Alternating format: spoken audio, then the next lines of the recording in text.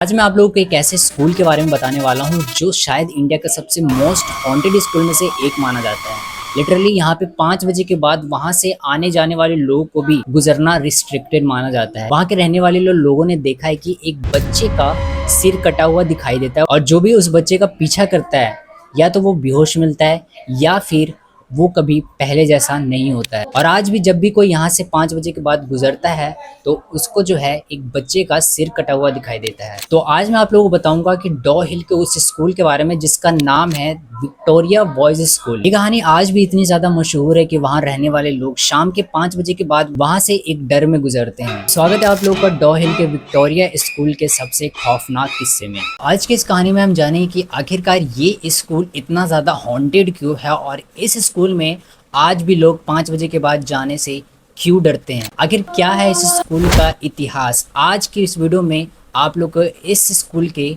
इतिहास के बारे में बताऊंगा। आखिरकार इस स्कूल के इंडिया का सबसे हॉन्टेड स्कूल क्यों माना जाता है। इससे पहले अगर आप लोग को ऐसी हॉरर और मिस्टीरियस कहानी पसंद है तो इस चैनल को सब्सक्राइब जरूर कर देना। कुर्सियांग में एक पहाड़ी इलाका है जो कि बेहद खूबसूरत है जिसका नाम है डॉ हिल और वहीं पे स्थित है ये स्कूल जिसका नाम है द विक्टोरिया बॉयज स्कूल।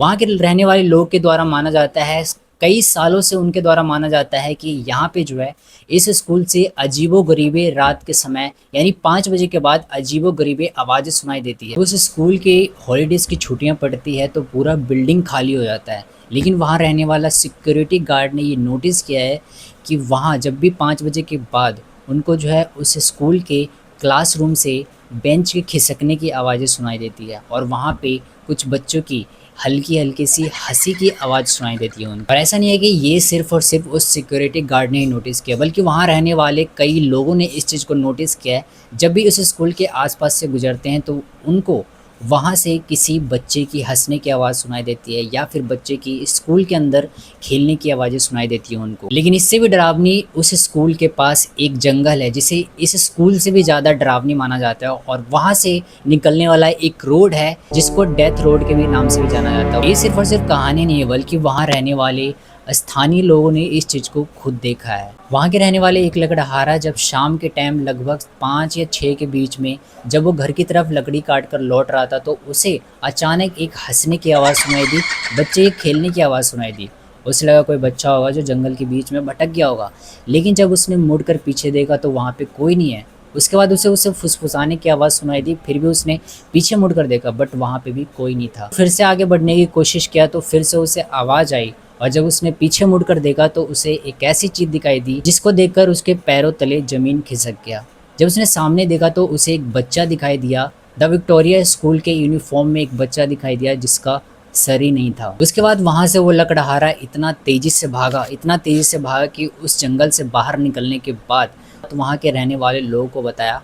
उसी दिन से इस जंगल को सबसे डरावनी जगहों में से माना जाता है और माना जाता है कि वहाँ के रहने वाले लोग आज भी इस जंगल में जाने से कतराते हैं, क्योंकि इस जंगल में जो भी जाता है उसे बच्चे की हंसने की आवाज़ या फिर उसके रोने की आवाज़ या फिर उसे खेलने की आवाज़ सुनाई देती है और जो भी उसका पीछा करता है या तो वो वापस नहीं आ पाता या फिर कहीं बेहोश होकर गिर जाता है। उसके बाद से उस लकड़हारे को वो बच्चा जो है हर टाइम दिखाई देने लगता था। जब वो सोता था, वो नींद आता था तो उसे जो है वो बच्चा बिना सर वाला बच्चा उसे सपनों में भी दिखाई देता था। आज भी वहाँ जाने वाले कई टूरिस्ट ने वहाँ पे जब जाते हैं उस जंगल के अंदर जाते हैं तो उनको एक अजीब सा उनको लगता है कि कोई मेरा पीछा कर रहा है, कोई तो है जो मेरे पीछे से मुझे देख रहा है, मेरा पीछा कर रहा है। आज भी वहाँ जाने वाले टूरिस्ट उस जंगल में जाने से कतराते हैं और 5 बजे के बाद उस जंगल में उस स्कूल में किसी भी इंसान को जाने से रिस्ट्रिक्टेड किया गया है और वहाँ किसी इंसान को नहीं जाने दिया जाता है। शायद ये स्कूल आज भी इसीलिए इस स्कूल को इंडिया का सबसे मोस्ट हॉन्टेड स्कूल माना जाता है, क्योंकि आज भी यहाँ जाने वाला हर इंसान, हर टूरिस्ट इस चीज़ को महसूस करता है। वहाँ के रहने वाले स्थानीय लोग भी इस चीज़ को महसूस करता है कि वहाँ कोई तो है जो उसके पीछे नज़र गड़ाए बैठा है, उसे कोई देख रहा है, उसे कोई पीछे से नज़र रख रहा है। क्या स्कूल बाकी में इतना ज़्यादा खतरनाक है? गाइस, आज भी लोगों को उस स्कूल के बारे में सुनते ही यानी 5 बजे के बाद उस स्कूल के अंदर कोई भी इंसान जब एंट्री करता है तो उसे अजीबो गरीबे आवाज़ें सुनाई देती है, चीखने की, बच्चे की हंसने की आवाज़ें सुनाई देती है। वहाँ के रहने वाले स्थानीय लोगों ने भी इस चीज़ को दावा किया है।